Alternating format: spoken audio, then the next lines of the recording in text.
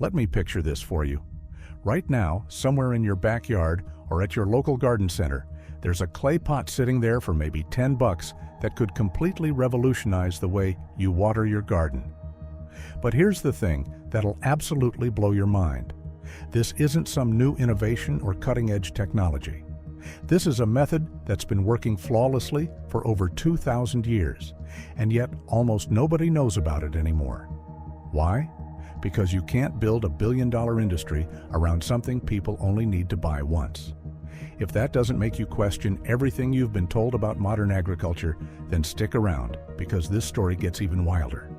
And hey, if you're into uncovering the survival techniques that industries would rather keep buried, smash that subscribe button and hit the like, because we're about to dig into some seriously suppressed knowledge. So let's rewind the clock about 2 millennia. We're talking ancient China during the Han Dynasty, and farmers are dealing with the same problem that every gardener faces. How do you keep your crops watered without spending every waking moment hauling buckets around? These weren't people with fancy sprinkler systems or automated timers. They had pottery and patience, and somehow they figured out something that makes our modern irrigation systems look ridiculously overcomplicated. They documented this technique in one of the first agricultural texts ever written, the Fan Sheng Shi Shu, and the instructions are beautifully simple.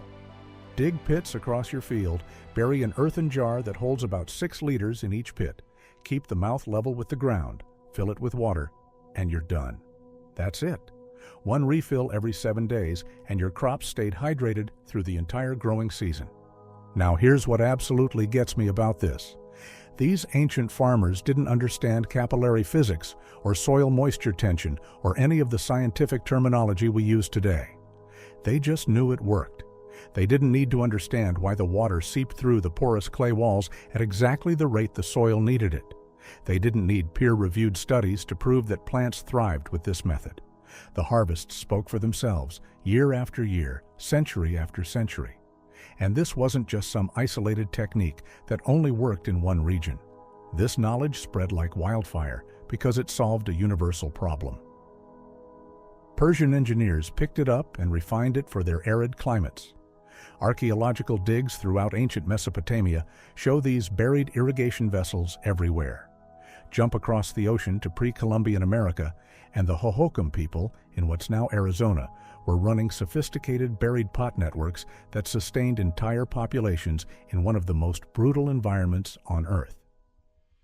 Think about that for a second. When Spanish colonists showed up in the 1500s expecting to find struggling subsistence farmers barely scraping by, they instead encountered irrigation systems that had been working perfectly for 1,000 years without a single piece of modern technology. No electricity, no plastic tubing, no pressure regulators, just clay pots and an understanding of how water and soil interact. In places where water literally meant the difference between life and death, the buried jar wasn't a cute gardening hack, it was the king of irrigation technology. So naturally, you're probably wondering the same thing I did when I first learned about this. If it worked so incredibly well for so long, why on earth did we stop using it? Here's where the science gets genuinely fascinating, and I promise this won't turn into a boring physics lecture. The whole system relies on something called soil moisture tension, and it's actually beautifully elegant once you understand it. Unglazed terracotta clay is porous at a microscopic level. Those tiny pores turn the pot wall into what's essentially a semi-permeable membrane. When you bury that pot and fill it with water, you've just created a hydraulic system that operates entirely on demand. And here's the brilliant part. When the soil around the jar is bone dry, the moisture tension increases, which pulls water through those clay walls. But as the soil gets saturated, that tension decreases and the seepage naturally slows down. If the ground is completely wet from rain, the seepage stops altogether. The system is literally self-regulating based on what the plants actually need, not what some timer thinks they need or what you guessed they might need. And the plants aren't stupid either. If you dig up one of these buried jars after a growing season, you'll find this dense mat of roots wrapped around the clay surface like they're giving it a hug.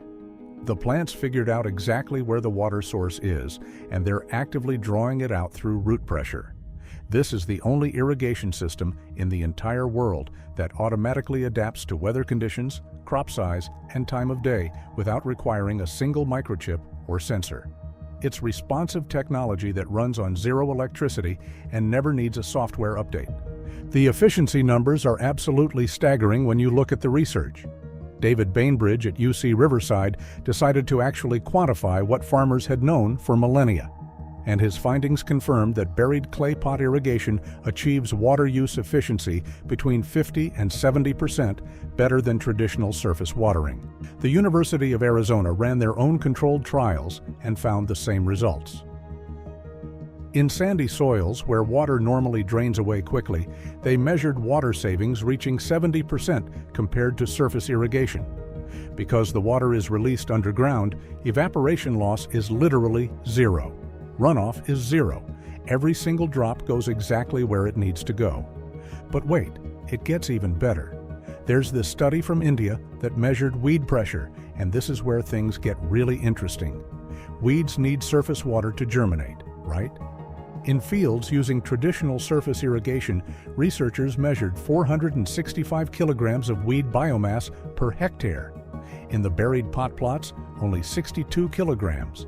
Surface watering feeds everything, including all the weeds you don't want. Subsurface delivery feeds only your actual crops. By every single objective metric you could possibly measure, water conservation, weed suppression, crop yield, the ancient jar method absolutely destroys modern alternatives. And that right there was exactly the problem. See, by the time we hit the 1960s, something shifted that had absolutely nothing to do with science and everything to do with cold, hard economics. Drip irrigation emerged from Israeli research, and don't get me wrong, it genuinely is innovative technology. Plastic tubing with precision emitters that deliver water right where you need it. It works beautifully. But here's the key difference. Drip irrigation came packaged with a business model. These systems require professional installation. They need ongoing maintenance. Those little emitters clog up constantly. Filters need regular replacement. The tubing degrades when sunlight hits it. The system works, sure, but that maintenance isn't optional. It's a guaranteed revenue stream. Companies like Netafim, Rainbird, and Toro built absolute global empires on this model. The drip irrigation market in 2024 is valued at nearly $7 billion. $7 billion with a B. Now let's talk about costs for a second, because this is where it gets absolutely ridiculous. A basic drip irrigation setup for just a home garden runs you anywhere from $200 to $500, and that's including the tubing, the timer, the pressure regulator, and all the replacement parts you'll inevitably need next season. A buried clay jar costs less than $10. You buy it one time, you bury it one time, and you're done. There are no filters to clean, no emitters to unclog, no electricity bill, no maintenance contracts. For a manufacturer trying to build a sustainable business, this is an absolute nightmare. It's a dead-end product. Once you sell it to a customer, they never need to come back. So what happened? Agricultural Extension Services started heavily emphasizing modern irrigation techniques. Drip systems became the gold standard taught in universities. Buried pot irrigation got quietly reframed as this quaint historical curiosity, something your ancestors might have used before they knew better. The implication was crystal clear. Professionals use technology, amateurs use clay. This wasn't some grand conspiracy with people meeting in smoke-filled rooms plotting to suppress ancient knowledge. It was structural suppression. Industries that are built entirely on recurring revenue streams cannot afford to promote methods that eliminate recurring revenue.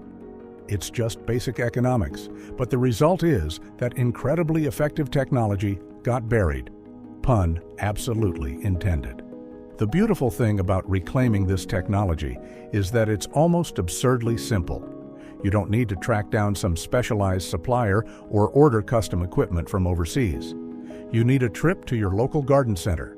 Start with a standard unglazed terracotta pot, the exact same kind sitting in backyards everywhere. You absolutely have to avoid glazed ceramics because the glaze seals those critical pores, and the whole system depends on the clay's ability to breathe. Once you've got your pot, plug the drainage hole. A wine cork pressed firmly into the bottom works perfectly, or you can use a dab of food-grade silicone if you want something more permanent.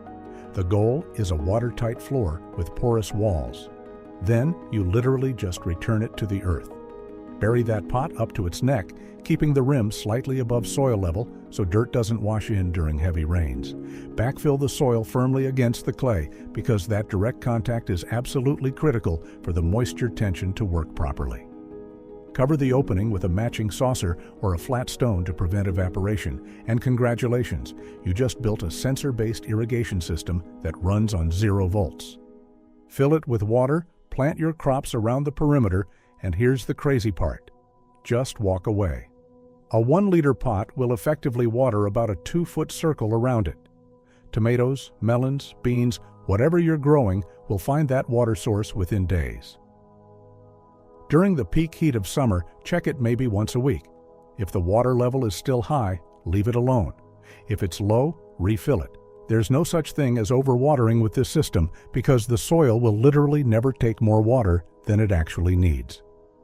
The disappearance of buried jar irrigation from modern agriculture wasn't the result of better science proving it obsolete.